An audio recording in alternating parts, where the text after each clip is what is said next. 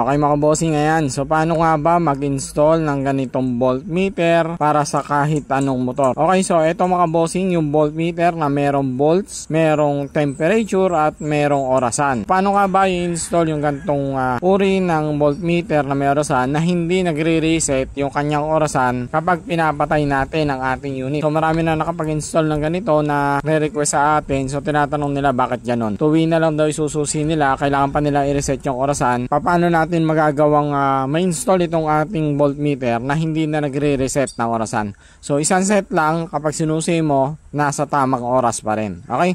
So ganito lang yan mga boss. So yung voltmeter natin mga bossing, kung makikita po ninyo, meron po yan tatlong wire. Yung tatlong wire na to mga bossing, yung kulay black, yan po yung ating negative. So ilalagay natin siya sa body ground, sa negative ng harness, pwede rin, o di kaya naman ay body ground. So meron tayong natitirang dalawa. So yung dalawang wire, etong kulay pula mga bossing, ito po yung wire na sa kung saan idadirect po natin sa positive ng battery. Pwedeng doon sa isang wire ng ating susian na sa kung saan yun po yung tinatawag natin live wire na nakadirect sa battery na merong fuse, para kapag pinapatay po natin yung ating voltmeter ay hindi na po magre-reset ng orasan. Ito po yan, nakadirect po yan mga bossing sa positive, na kahit hindi nakasusi ay buhay po yung linya mga boss. Tapos yung kanti namang kulay blue, so yung kulay blue natin mga bossing, ayan. So kung makikita nyo, nakatap na yung ating red pero wala pa tayong vision dito, wala pa tayong display. So itong kulay blue mga bossing, ito yung sa accessories wire. Ito naman yung kapag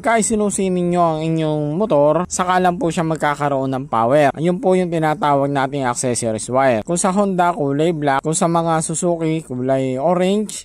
Sa mga Yamaha, kulay brown. Ayan, Kawasaki, kulay brown. Any brown or any accessories wire makikita nyo sa unit, yun po yung accessories wire. Okay, so ito yon. Let's say sinusi na natin ang ating unit. Ayan, okay. Naisusi na natin ang ating unit. Kung makikita nyo yung oras natin, dito ay 12:01. Okay, so diba nakasusi na mga bossing. So unang makikita nyo mga bossing is yung orasan. Ayan, diba makikita nyo oras, 12:01. So pag pinindot po natin yan, voltmeter naman yan. Makikita nyo 12.6. Pag pinindot naman natin na dyan, yan yung ating temperature, na ito naman yung ating sensor ng ating temperature mga boss. So kung paano naman iset yung ating orasan is ganito lang. Iset nyo lang sa orasan, ayan 12.6 voltmeter Celsius, and dito tayo sa orasan. Pipindutin lang po ninyo ng matagal. Pili kayo ng 12 or 24. Ayan, so 12. Pupunta na yan sa orasan mga bossing. Kung anong oras, ayan, let's say 4:10 ng hapon. Okay, sige, lagay natin sa 4:10. Okay, punta tayo sa orasan. Okay, ayan. Magbi-blink yan mga bossing.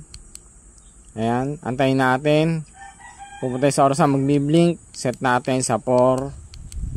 Okay, lampas. Okay, so set natin ng 4:10. Ayan. Hold po ulit natin. Lilipat naman siya dito sa minutes. Lagay natin 10. Set natin 10. Ayan, so 10. Hold ulit. Okay. Okay na po yan mga bossing. Naset na po ninyo ang inyong orasan. Hold lang natin. Okay. So yan na po yung oras natin. 4:10. Ito yung voltmeter. 12.6. Celsius natin 32. Okay. So check natin. Halimbawa, let's say pinatay natin ang ating unit. Ayan. Di nag-floating yung ating kulay blue kasi walang power supply. So see ulit natin. Okay. So ano yung oras natin? 4:10 pa rin, 'di ba? So hindi siya nag-reset. Unlike doon na kapag pinagsama mo yung red at saka yung blue sa accessories wire, lagi pa ring magre-reset yung inyong orasan. So ganyan po i-install itong ganitong klase ng ating voltmeter para sa kahit anong motor.